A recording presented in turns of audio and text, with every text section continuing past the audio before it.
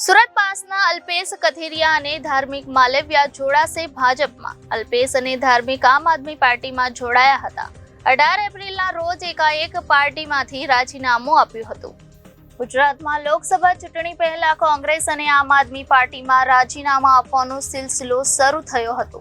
ગત અઠવાડિયે સુરતમાં આમ આદમી પાર્ટીના નેતા અલ્પેશ કથિરિયા અને ધાર્મિક માલવ્યાએ પાર્ટીમાંથી રાજીનામું આપી દીધું હતું. ત્યારે હવે આ બંને નેતા એક સાથે વિધિવત રીતે ભાજપમાં જોડાશે તેવી ચર્ચાએ જોર પકડ્યું છે. જણાવી દઈએ કે અલ્પેશ કથિરિયા આમ આદમી પાર્ટીના સ્ટાર પ્રચારક હતા. તેઓ પાસના નેતા પણ છે. મળતી માહિતી અનુસાર ભાજપ દ્વારા આમંત્રણ પત્રિકા પણ બહાર પાડવામાં આવી છે, જેમાં શનિવારે અલ્પેશ કથિરિયા અને ધાર્મિક માલવ્યા ભાજપમાં જોડાશે તેવું લખવામાં આવ્યું છે. શનિવારે રાત્રે ભાજપ પ્રદેશ અધ્યક્ષ CR પાટીલની હાજરીમાં અલ્પેશ કથિરિયા અને ધાર્મિક માલવ્યા સુરત ખાતે ભાજપમાં જોડાશે.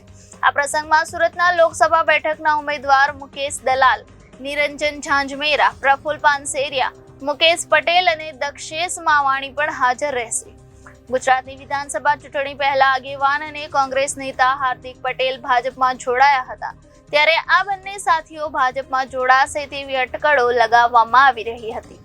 જોકે ત્યારે તેમણે આપ છોડવાનો ઇનકાર કર્યો હતો. જોકે હવે હાર્દિક પટેલ ધારાસભ્ય બની ગયા છે. ત્યારે હાર્દિક પટેલ જ આ બંને નેતાઓને ભાજપમાં જોડવા માટેનું ઓપરેશન પાર પાડ્યું હોવાનું ચર્ચાઈ રહ્યું છે. અલ્પેશ કથિરિયા પાટીદાર અનામત આંદોલનથી ચર્ચામાં આવ્યા હતા. 30 ઓક્ટોબર 2022ના રોજ તેઓ આમ આદમી પાર્ટીમાં જોડાયા હતા. 2022માં આમ આદમી પાર્ટીએ વરાછા વિધાનસભાથી ટિકિટ આપી હતી. સુરતના વરાછાથી કુમાર કાનાણી સામે કથિરિયા હાર્યા હતા.